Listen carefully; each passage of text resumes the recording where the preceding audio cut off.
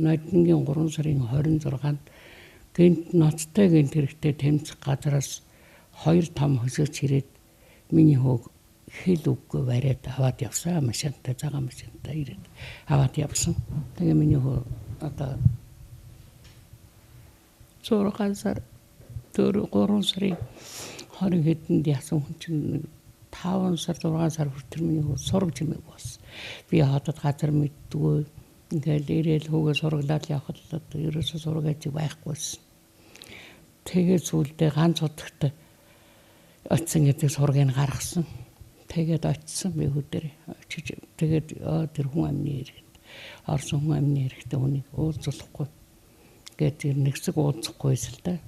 Тэгээд сүүлдээ тэр гэнт хэрэгтэй тэмцэх газараас тэгээд бичиг аваад тэгээ хүүтэйгээ уулзсан. Энэ одоо огт худлаа хэрэгээ ээж минь миний төлөө санаа зовлтгүй. Огт би хийгээгүй хэргийг гэдэг намайг ингээд үтгээд хамаад гэж хэлсэн. Энэ гэмт хэрэг бол 2015 оны 1 сараас эхэлж над руу хандсан. Манайд хандсан байгаа. Би Гянданд очиж тэр хүнтэй уулзсан. Гав гинжүүлсэн нөхөр байжсан. Яг миний өвчлөлөгч болохыг өөрөө хүссэн. Тэг ингээ би үнэхээр хэлмэгдсэн байна гэдгийг өөрөө л хэлсэн. Би үнэхээр энэ гэмт хэргийг үйлдээгүй юм байна. Би өөрийнхөө дотоод ихтгэл үнэмшлэр бол тохон хүнийг үнэхээр гэмт хэрэг үйлдээгүй юм байна гэж ихний байдлаар дүгнсэн. Тэгээд дараа нь ирж хавц зэрэгтэй танилцаад за энэ хүн үнэхээр энэ хэргийг үйлдээгүй байх боломжтой юм байна. Үнэхээр бас гэмт хэрэгт хэлсээр одоо гүтгэгдсэн байх боломж бол байгаа юм байна. Эрүүгийн хуулийн 9-1 зааснаар те өөр нэгэн гэмт итгээд энэ хэргийг үйлдээд ялц авчсан байх бололцоотой юм байна гэдэг нөхцөл байдлууд гарсан. Бэгийн хувьд өмнө нь олон жилийн туршид нөхрөлсөн Отой хамт хулгай хэрэгээр 2 жил шийтгүүлж, Говьсонбор аймгийн эрэгтэйчүүдийн хорих ангид ял эдэлжээжээ. Гэтэл шоронгоос гараад удаагүй байтал дахин Улаанбаатар хотод таксины жолоочийн хүнөөсийн хэрэгт сэжиглэгдэж, зовлмаар хийгээгүй хэргийн төлөө ял эдэлж байгаа гэж түүний өмгөөлөгч болоод төрсөн их нь мэдэгдэж байгаа юм. 2014 оны 10 дугаар сарын 6-ны өдөр анхан шатны шүүхийн шийдвэрээр хэрэгт оролцсон байх магадлалтай гэж дүгнэж, 5 жилийн Гяндан, 19 жилийн Чанга дэглэмтэй хорих ангид ялыг эдлүүлэх шийдвэр гарчээ.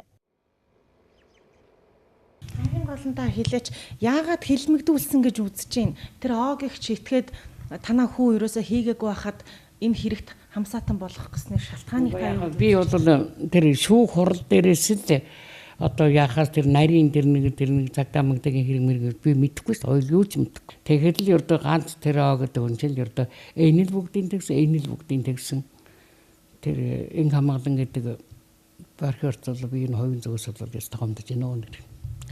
Тэр бол ерөөсө бүх юм чи яагаад ингэ гарна ингээ хүртсэн чи Буянбаатар бэлитэл үлдсэн багад миний яста бэлитэл үлдсэн байгаа. Би санаандгүй л хүртсэн гэж шийтэл ингээл ерөөсөө ингээд дамжаал ингээ ялуулаа гэсэн. Энэ хэргийн тухайд бол нотлогдох юм юуч байхгүй. Зүгээр сэжигтэн яллагдагчийн мэдүүлгээр нотлогдсон л үйл ажиллагаа гэж миний хувьд үзэж байгаа. Эрүүгийн байцаан шийдэх хуулийн 36-гийн 4, 35-ын 3 дахь хэсгүүд дээр бол сэжигтэн яллагдагч тийм ээ хэргийн бусад байдал болон өөрийн мэдүүлгийг нотлох үр хүлээхгүй гэсэн байна. Эн чинь өөрөө энэ тухайн хэн нэгэн хүний хэлмэгдэхээс аварсан заалт байхгүй. Гэмт хэрэгтэн юу ч худлаа ярьж болно. Тэр хэнийг ч гүтгэж болно. Хүү амны хэргийг хамтран үйлсэн гэгдээд байгаа. Он хүү Бэг нь хэрэгт ийхүү татах болсон шалтгаанаа өөрийнхөө эхнэртэй хардснаас үүссэн гэж тайлбарлаж байлаа. Ямар ч төрсэн ганц хүн цагдаа хяналтын байгууллагынхны буруугаас өвдөж ийхүү хүү амны хэрэгтэн болоод байгаад харамссан их нь хамаг малазар хэргийг нь үнэн зөвөөр шийдвэрлэхийн төлөө явж байгаа нь энэ юм. Тэрээр цагдаа хяналтын байгууллагынхныг хүний амьдралаар тоглож байгааг илчлэх гэж манай телевизэд ийхүү ханджээ. Иргэн Бэг ямар ч нотлох баримтгүйгээр ялалсан гэж өмгөөлөгч нь үзэж байгаа. Ингэж үзэгч олон нотлогоо байгааг тэрээр хэлсэн юм. Тэгэхээр эрүүгийн байцаан шийдэх хуулийн 79 дугаар зүйлд нотолбол зохих зүйл хийгдээгүй байна гэж өмгөөлөгч нь үзэж байгаа юм. Эрүүгийн хуулийн мэдээ баримтыг бусдад задруулж үл болох тухай эрүүгийн хуулийн 256-д заасан байдаг учраас өмгөөлөгч нь хэргийг дэлгэрүүлэн ярихаас татгалцсан юм. Ер нь яг миний үйлчлэгч бол миний хувьд бол би хэлмэгдсэн гэж үзэж байгаа. Энэ хэргийг бол миний хувьд бол хийгээгүй. Тэнд бол би өөрөө бат итгэж миний зүйл совин гэж байдаг. Тэр Гяндан гэдэг газар би очиж үзсэн. Миний хөлөнд гавтаа гарна гавт. Амар юм би орж үзсэн.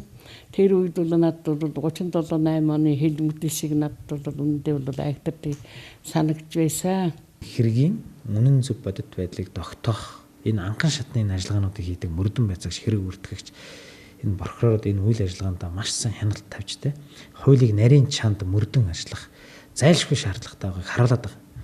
Ер нь бол манай одоо энэ хуулинд бол эрүүгийн байцаан шийдэх үйл ажиллагаанд хөндлөнгөөс оролцдог эрхтэй нэг ч байгууллага байхгүй болцсон байна. Одоо зөвхөн ёс зүйн талаар л гомдол гаргадаг, ёс зүйн зөрчлийн талаар. Гэтэл эрүүгийн байцаан шийдэх үйл ажиллагаа ингээд зөрчигдөд байна гэдээ гомдол гаргах гэхлээр тэр гомдлыг хяндаг, шалгадаг байгууллага нь байхгүй болцсон. Прокурорын мөрдөн байцаах газар гэж байсан. 2014 оны 1-р сарын 1-ний өдрөөс эхлэн прокурорын мөрдөн байцаах газар татан буугдсан. Хуулийг дураар хэрэглэж, хэн нэгний эсрэг хууль зүйн заалтыг өөрт ашигтай хэлбэрээр тайлбарлаж, хувийнхаа ашиг сонирхолд нийцүүлэх нь ийхүү нэмэгдэх болжээ. За тэгэхээр эрүүгийн байцаан шийтгэх хуульд хяналт тавьдаг албыг бий болгох нь тулгамдсан асуудал болоод байна гэж хуулийн мэргэжилтэн үзэж байна.